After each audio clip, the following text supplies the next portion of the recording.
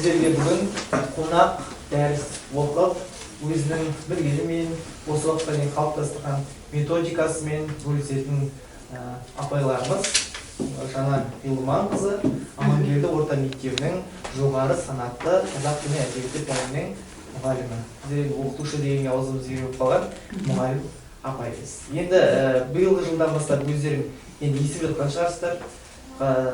Заман дамыды, технология дамыды, жұмыс беруші күні деген күн аталып өтіп жатыр.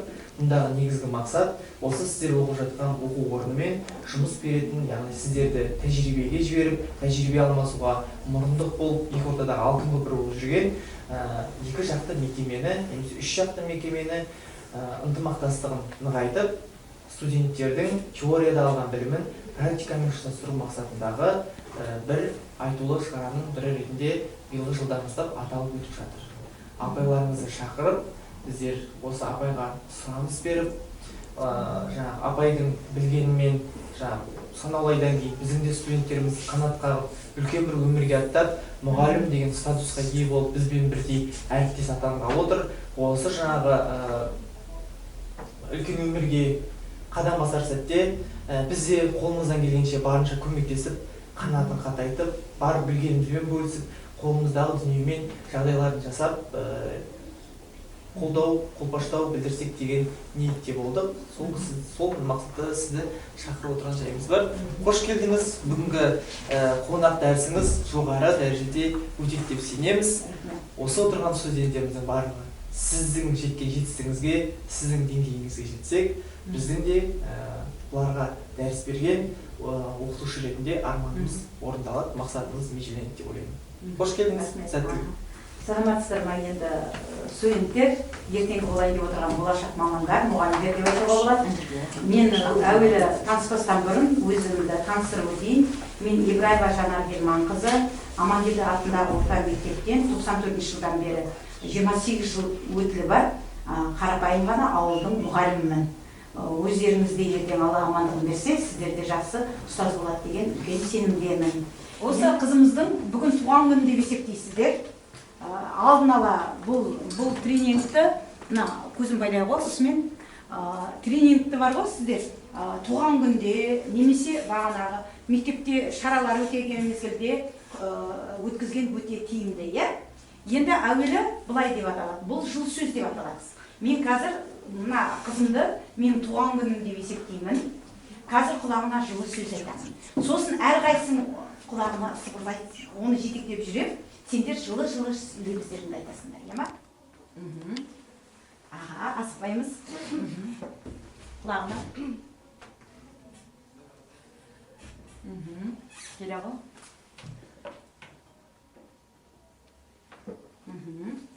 Асықпаймыз. Құлағына сылдар. Ең жақсы лебізіңді айта ғой.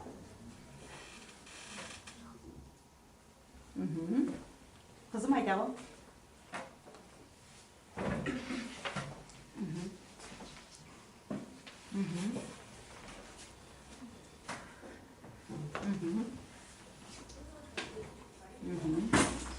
Қоқыны.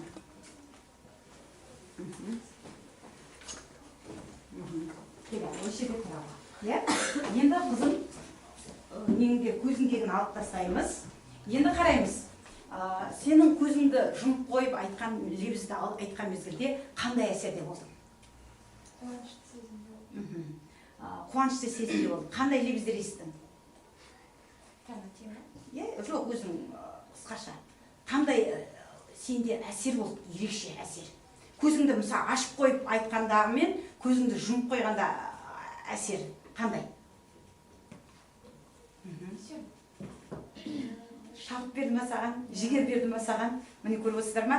Бұл бағана тренингті балдар, сергіту сәтін сіздер не істей аласыздар? Туған күні болады ғой кластың. Олар жылы лебізді күтеді.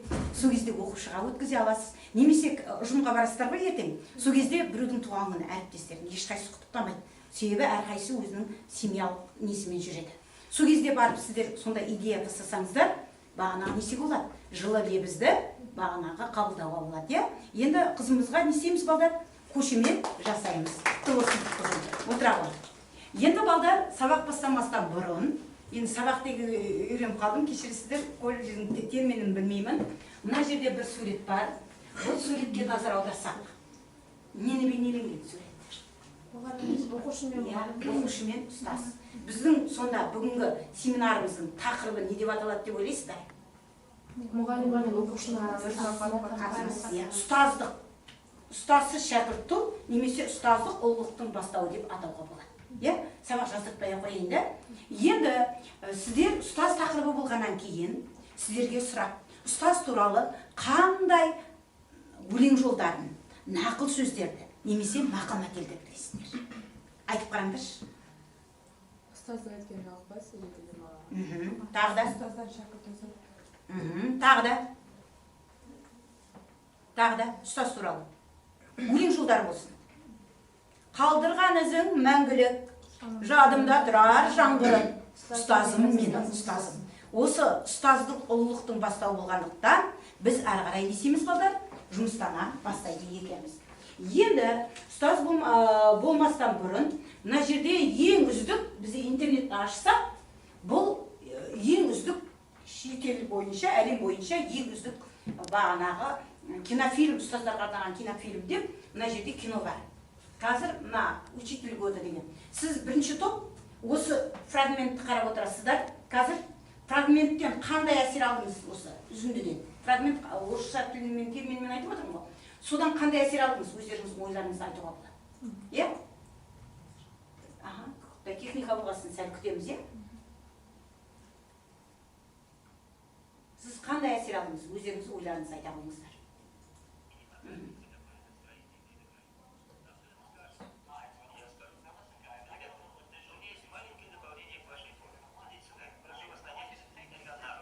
Мына жарысқа қатысайын деп отырған оқушылар.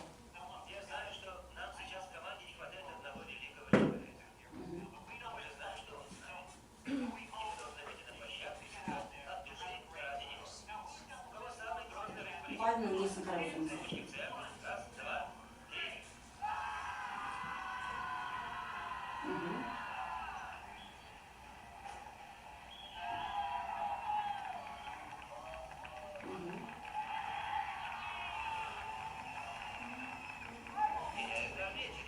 Осы жерден тоқтата қойыңыздар. Ал сіз өзіңіздің пәніңізге, енді спорт мәселесінде ғой, өз пәндеріңізге байланысты айтыңыздаршы. Мысалға жарысқа оқушы қатысайын отырсыз. Әрекетіңіз.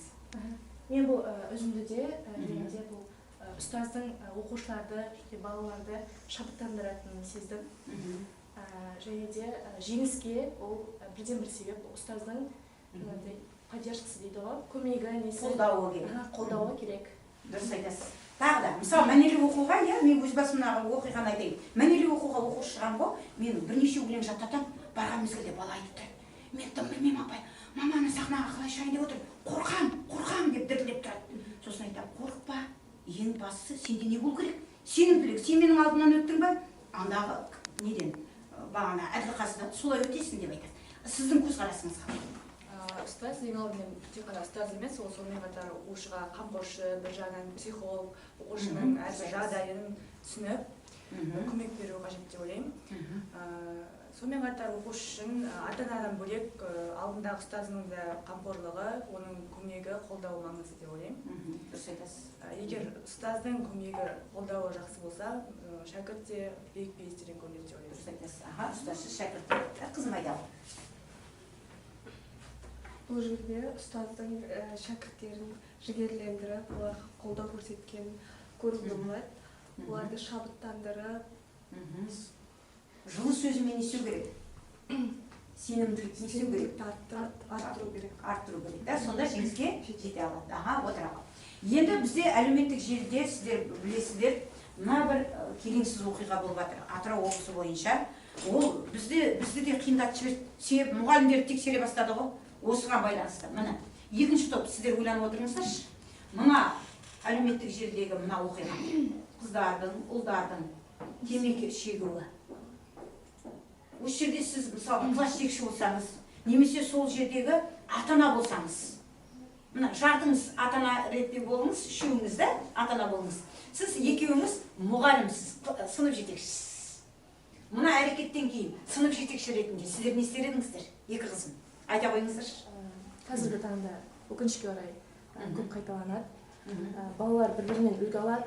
Баланың үлгі алатын жері ол мектебі және отбасысы және қоршаған адамдары, достары. Ең бірінші ата-ана болсам, өзімнің балам болса, баламды жеке сөйлесіп, өзім жайлап, түсіндіріп, тәрбиелі едім. Және де ұстаздың орнында болсам, сынып бана несін ұйымдастырып, балаларды жайлап тәрбие келтіріп, жиналыс жасап, балаларды бір орынға қоюға тырысар едім. Дұрыс айтасыз. Ата-ананың себебі қолдау да керек, және мұғалімді де қолдау керек. Көріп отырсыздар ма? Сынып жетекшісі болғаннан кейін сізге тағдырын беріп отыр ғой. Сондықтан сіз жауап бересіз ары қарай балаға. Қыздар, айта қойшы. Әдемі қызым, айта ғой. Иә, бұндай жағдай өте көп орын алып жатыр қазіргі таңда. Бірінші ашуға келетін едім, және де өзімді сабырға сақтап, ақылға келіп, баламмен отырып, дұрыстап, ашық әңгіме айтып, не себепті ондай қадамға барғанын нақтылап сұрап түсіндіретін едім. Бұның қандай зияндылыққа келетінін барынша түсіндіретін едім. Зардабын айтады. Иә, ал егер мұғалім болса, мен практикаға барған кезде бұндай тренингтер бізде өткізілді. Одноразкі шылым шегу туралы ашық сабақтар өткізілді және ата-анамен бірге қозғады. Мүмкін сондай тренинг өткізер едім. Сол кезде баланың миына ол нәрсе түсінікті болар еді. Қызым, айта, қыз балаға қаншалықты бұл темекі тарту зиянды? Ата-ана ретінде, сынып жетекшісі ретінде. Ең бірінші ата-ана ретінде тәрбие тал бесіктен басталады дейді ғой. Баламды ондай жаққа мүлдем тәрбиелемес едім. Оның сол құттай кезінен бастап құлағына қояр едім, оның жаман нәрсе екенін, дұрыс емес нәрсе екенін және де дұрыс жолға апармайтынын түсіндірер едім. Дұрыс айтасыз. Адамның қандай болуы досына байланысты дейді, досына қарап адамның қандай екенін білуге болады дейді. Ортасын жақсы орта таңдауына көмектесер едім. Жақсы ортада бол деп солай ақыл берер едім. Арақ тастайтын сияқты ғой. Мысалы, темекісіз не істеуге болады? Акция күндерін. Темекісіз тастаймыз. Спортпен не істейміз? Айналысамыз деген нәрселерді не істер едім? Жақсы жаққа қарай не істер едім? Бауыр едім. Жақсы нәрселерді көрсетер едім. Осы жақсы, осыған қатып көр деген сияқты. Темекі ондай нәрселерге жолама деген сияқты. Дұрыс. Пікіріңіз өте құнды. Отыра қойыңыз. Қызым, айтамын. Пікірің. Жалпы дейтін қазіргі таңда балалардың шылым шегетін негізі таңсық нәрсе емес, ол дейтін мектеп кезінен негізі шынына келгенде таңсық нәрсе емес. Қазір мысалы әлеуметтік желіге шығып ол типа мектепте барлық жерде талқыланып жатыр. Негізінен ата-ана жағынан ол ата-анаға біріншіден ұят, ұстазының өзінің мен білім беріп жатырмын ба деген өзіне де ұят болады, екі жаққа да ұят болады. Екі жақтан сосын баламен, ата-анамен ашық сөйлесу, солай мектеппен ашық сөйлесу, ортасына қарап балаларды негізінен балалар ортасы бұзады негізі көп нәрсеге. Соны қадағалауға тырысатын едім. Ұстазға да соны айтуға, ата-ана ретінде соны мені қадағалауға тырысатын едім. Рахмет, қызым. Жарайсың. Қызым, айтамын. Не істейсің? Жай сөзбен түсіндіріп, жиналыс бірдеңе өткізуге тырысамын. Дұрыс айтасың. Жиналыс өткізіп, ата-анаға ескертіп не істейсің? Қадам жасайсың. Ата-анамен бірге отырып не жасауға болады? Қадам. Үлкен ұстаз мұғалімдерден сұрауға болады ма, тәлімгерден? Сұрауға болады. Сіздерге қастарыңызға не береді балалар? Тәлімгер береді. Өте орнықты пікір. Қызым, тек ашылып сөйлеу керек, иә? Себебі біз филолог болғаннан кейін сөйлеуіміз қажет. Енді балдар сіздерге тағы бір тапсырманы берейін. Мына жерде сұрақ. Қызым, оқи ғой. Сіздерге ортақ сұрақ. Сыныпқа мұғалім жанұя тақырыбына эссе береді. Оқушылар отбасы туралы оқығанда бірінші оқушы тоқтаусыз жылады. Оның ата-анасы жоқ еді. Мұғалімнің іс-әрекеті қандай болмақ? Ал жауап беріп қараңыздар. Сыныпқа сіздер білмей қалдыңыз. Кіріп келдіңізде, менің отбасым деген тақырыпта не бердіңіз? Эссе бердіңіз. Бәрі жазып жатыр, мақтанып жатыр, бәрі отбасын айтып, менің әкем, менің анам деген. Бір бала 2 сағат бойына жылады, қорсылдап. Және болған оқиға. Өзім бір әріптесім қалалықта. Соны жасадық дейді. 2 сағат бойда ана бала жылағанда дейді, мен қорсылдап жыла жаздадым дейді. Сіз қандай әрекет жасар едіңіз? Айта қойыңыз. ең бірінші балаға қолдау беретін едім. Оның қасында жақындары бар екенін, өзінің бар екенін сездіретін едім. Жалғыз емес екендігін, дұрыс айтасыз, сенім берер сенім берер едім. Әрдайым қолдап тұратынын, қандай жағдай болса да. Дұрыс айтасыз. Оның достары бар қасында, жалғыз емес екенін. Дұрыс айтасыз. Ата-анаңа болмаса да, соның сенімін ақтар, ұл мен қыз бол деген не айтар едіңіз? Кеңес айтар едіңіз. Қызым, айта ғой. Егер ол сондай жағдай болатын болса, мен ең алдымен сол оқушымен жеке сөйлесер едім, және де өзімнің бар қолдауымды берер едім. Дұрыс айтасыз. Және де өзінің жалғыз еместігін, оның достары, жақындары, туыстары бар екенін айтып, қолдауымды көрсетер едім. Отыра ғой, өте құнды. Қызым, ортадағы қызым, айтады пікіріңді. Егер де сондай жағдай болатын болса, ол оқушымен жаңағыдай сөйлесіп, оның ата-анасы болмаса да туыстары бар екенін, ата-әжесі болуы мүмкін, солардың бар екенін, жалғыз емес екенін, бұл нәрсе жыламай, қорықпай, керісінше бұдан шыңдалып, ол қателік, ата-анасы жасаған қателікті баланың келесі жасамауын берер едім да? Дұрыс айтасыз. Сонда бірінші сыныпқа бармастан бұрын балдар әуелі класс жетекшісінен міндетті түрде не істеп аласыздар? Сұрап аласыздар. Балдар ішінде бағанағы жартылай жетім, я жетім бала бар ма? Содан кейін мен өз практикамнан айтайын, мен көбінесе ата-анасы жоқ балдар болады ғой, мен 3 тақырып беремін. Біреуін міндетті түрде оқушы жазып шығу керек. Менің жанұямды беремін. Оны енді бересің ғой. Бірақ қосымша оған балама екінші тақырыпты не істеп қоясыз, дайындап қыласыз. Сонда баланың жүрегіне не істей алмайсыз? Жүрегіне жара салмайсыз. Осыны еңгересіздер. Иә? Содан кейін сіздерге мен қазір 3 тақырыпта берейін деп отырмын. Сіздер топпен жұмыс жасайсыздар. Болашақтағы мектеп қандай болу қажет? Макет саласыз ба, әлде ойыңыз жазасыз ба, топтастырасыз ба, схема сызасыз ба, өзіңіздің тобыңызбен қорғай қоясыздар. Екінші, болашақтағы ұстаз қандай болады? Сосын ұстаз мәртебесі. Қазіргі кезде кеше мен Facebook желісінен көрдім, иә, балдар. Бір БЖБ болған мезгілде, білесіз бе, бөлім бойынша жиналып қалған деп, ұстазы оқушыға қасына барған, қарайын деп. Ұстазын не істеп жіберген? Лақтырып жіберген. Содан мұғалім не істеген? Ауруханаға түсіп, бағана құлап қалған. Көресіздер ма?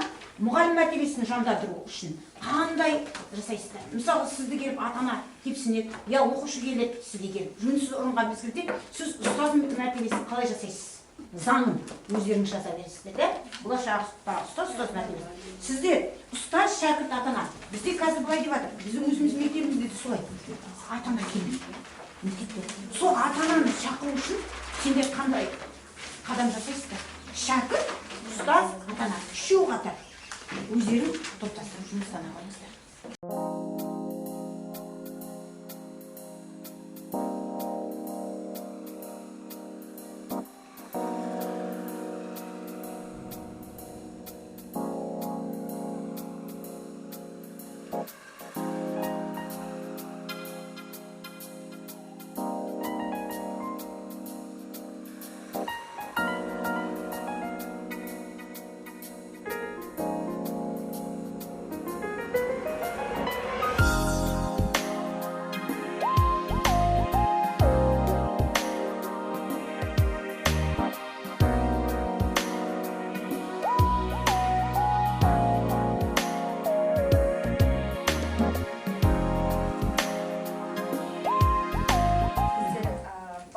ойымызды жазуға тырыстық. Және де айта кетсем, ұстаз бен бала арасында сыйластық барынша арттыру қажет, және де өзіндік арақашықтық болуы тиіс. Артық сөз қалыптастырмай, әркім өз орнын білуі қажет. Кейбір ұстаздар бар, оқушымен ашық сөйлеседі, бірақ дистанцияны ұмытып кетеді. Ондай жағдайда ол бетін манағыдай сіз айтып жатқан мәселелерге алып келуі мүмкін. Және жаңа өмір талабына сай оқытушы жан-жақты болуы керек, талантты білікті ұстаз болуы керек, оқушының дос бала білу керек. керек, тіл табысу керек. Жаңа бағанағыдай айтқандай тіл табысқанның өзінің өзінің орнымен. Және де балалар қазір шыны керек білімі өте төмен болып кетті. Барынша оқитын жандар да бар. Және де оқуға тек достар үшін келетіндері де бар. Ол өтірік емес. Сол себепті қазіргі балалар оқушымен бірге қатар өсіп, білімді нығайту қажет деп ойлаймын. Және де оқытушы сабақ берген күннің өзінде ол кісі де дайындалып, сабаққа барынша түседі, және де ол баламен бірге өсуі керек деп ойлаймын. Жалпы оқушы мен ұстаз арасында бір сыйластық қарым-қатынас болу керек. Мысалға мен сабақты тек қана сабақ өте бермей, түрлі ойындар, қызықты тақырыпта өздерінің ойын, бір сабақта мысалы өзінің ойын, серпіту сәттерін тағы өздерімен ашық сөйлесер едім. Оқушымен жақсы қарым-қатынас жасайтын едім. Және де қазіргі таңда ұстаздар ата-ана өзінің баласының білім деңгейін білмей жатып, ұстазға келіп қарсы дөрекі сөйлеп, оны төмен санап, сен менің балама қарсы шықтың деп, сондай жағдайда мен білімді, білікті, жан-жақты болатын болсам, өзімнің шекарамды ол ата-ананың алдында қорғай алатын едім. Мен ұстаз болсам, ата-анамен бірінші баланың өзінің білім деңгейін сабаққа келіп қатысуды, қатысып қадағалайтынын сұрайтын едім. Ұстаз бен оқушы арасында кездескен кезде өзімді, мысалы, оқушымен танысқан кезде мен бірінші, мені ол оқушылар білмейді, сол кезде өзімді жақсы сыйлатып, өзімді балалар алдында өзімді қадірімді кетірмеуім керек. Егер мен балалардың алдында өзімнің сыйластығымды кетіріп алсам, ол оқушылар, ол сынып түгелмен мені сыйламайтын болады, менің сабағымды мені тыңдамайтын болады. Өзімнің сыйластығымды бірінші өзімді құрметтетіп алуым керек оқушылар алдында, өзім болашақта солай ойлаймын. Жан-жақты білімді болуымыз. Тек қана білімнің өзі де не арқылы?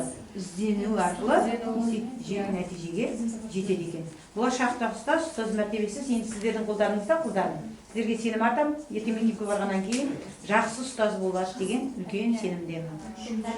Біліммен бірге тәрбиеде қатар жүрмін. Дұрыс айтасыз. Отыра қойыңыз. Өте құнды пікір айтып отыр.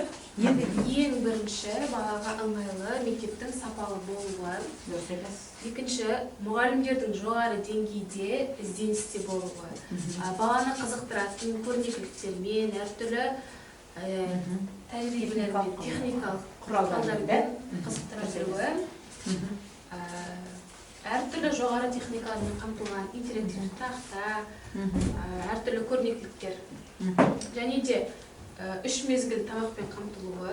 Дұрыс айтасыз, үкіметтен ақша шығарайын деп отырсыз. Содан кейін қазіргі заман талабына сай интернет пен Wi-Fi-дің болуы әр оқушыда. Және де болашақтағы мектепте қазіргі таңда кейбір мектептерде үйірмелер жоқ. Балалардың білімін, талантын, қабілетін арттыруға арналған үйірмелер жоқ. Соған байланысты мысалы үйірмелер ашуға болады.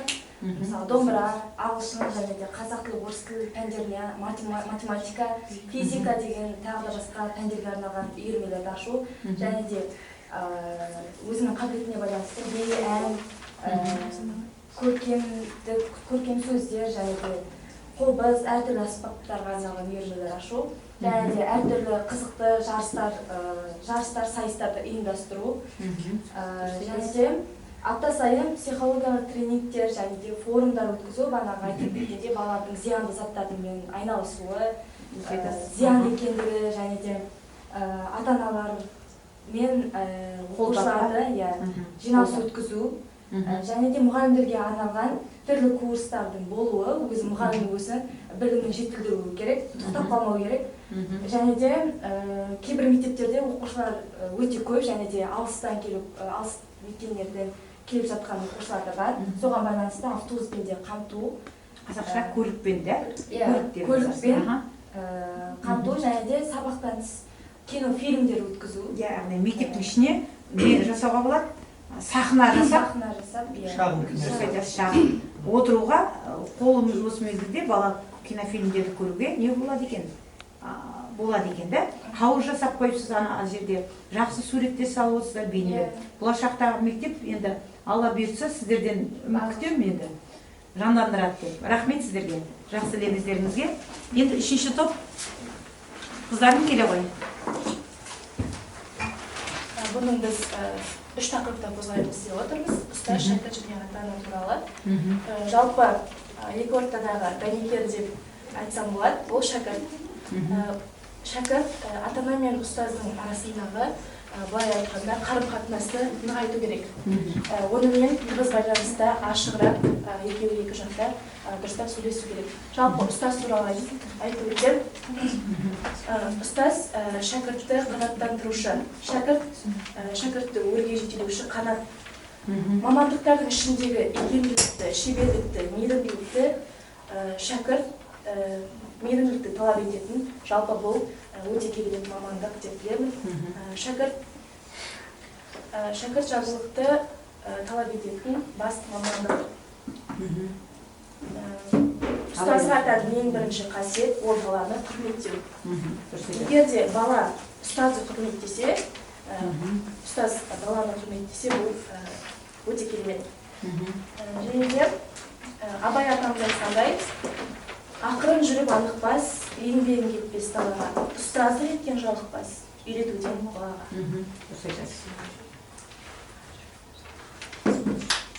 Ата-ана енді Жалпы шәкірт туралы айтсам, шәкірт ұстаз бен ата-ана арасындағы нақты тығыз байланыс. діңгек. Енді ата-ана келетін болсақ, ең бірінші ата-ана ұстазбен тығыз байланыста болу керек. Бала ата-ана ұстазбен мысалы баланың үлгерімі туралы, тәртібі қалай екені, мысалы сыныпта өзін қалай ұстайды, қасындағы оқушылармен, сыныптастармен қарым-қатынасы қандай, сол туралы үнемі байланыста болып біліп отырса, сонымен қатар қазір мектептерде ата-аналарға түрлі жиналыстар өтеді, сонымен қатар ата-аналардың қатысуымен өтетін түрлі тренингтер бар, спорттық шараларға толағай сияқты. Сондай шараларға ата-аналар ұстаздармен байланыста болып, соларға қатысып, өздерінің белсенді өтсе, бұл да бір ата-ана мен шәкірттің сонымен қатар ұстаздың ортасындағы ерекше қарым-қатынасына ғана әсер етіп сөйлейміз. Сонда шәкірт ұстаздың да ата-ананың да несі тірегі болып табылады, шәкіртке байланысты болады. Екеуінің де жақсы болмайды. Рахмет, қыздар. Отырмын. Себебі ертең Алла амандығын берсе, сіздер санаулы күннен кейін өздеріңіз ұстаз атанбақсыздар. Сіздерге сәт сапар тілеймін. Әрдайым да жолдарың даңғыл, бағына биікте, қыран құс қалай биікте салатын болса, сіздердің де ұстаздық жолдарыңыз сондай биікте болсын деген жүрекжарды пікірім бар.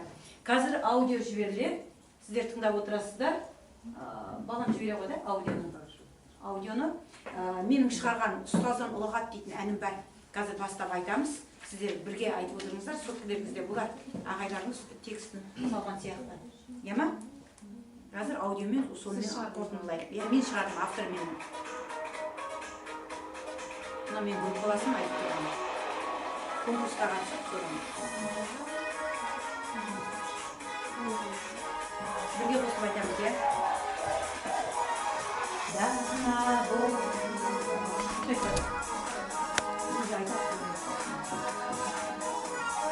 Дана болып туған, кемеңгердей болған, шәкірттер үшін ғұмырын қиған, білімнің күшіне ақ адал ісімен өнеге алуда ұлылар ізімен алға ұстаздар мәңгі жасар сенім артқан жасын шәкірт үміттері рухы биік болсыншы жаның таза алға ұстаздар мәңгі жасар.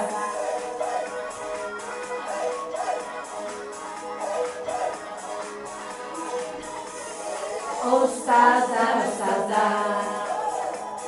алда сан арман бар, мақсатқа жетіңдер, биікке өремдер, білім күші жарып, сайыста бақ жанып, жүлдегер атансын, шәкірттер топ жарып, алға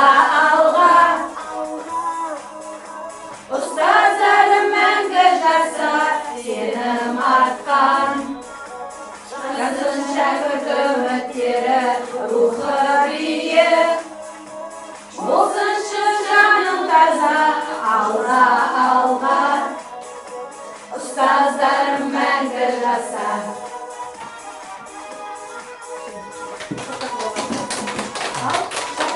Алға алға ұстаздарым мәңгі жаса. Әрқашанда мәңгі жасап, шәкірттердің үлкен алғысына бөленетін ұстаз болуларыңызға шын жүректен тілектеспін. Енді ағайларға шексіз алғыс айтам. Алла бұйырып, оқушысы жүлдемен оралтып, шәкірті осып шықса, ағай үшін үлкен мәртебе. Сондай биіктен көрінсін деп айтқым келеді. Шығармашылық табыс тілеймін сіздің ақындық жолыңызда. Жолыңыз даңғыл болып, қаламыңыз ұшталатын, сондай атақты Фариза Оңғарсынова, Рахымжан Отарбаев сияқты атақты арқалы ақын болуыңызға тілектеспін. Мағжанның өлең жолдары бар ғой, Мағжан Жұмабаевтың. Арыстандай айтты, жолбасы сай қайратты, мен жастарға сенемін деп. Сіздерге үлкен сенім артам, ағайынмен сіздерге. Шығармашылық табыс тілеймін сіздерге. Біз бір тердің пұшпағы дейді ғой қазақ.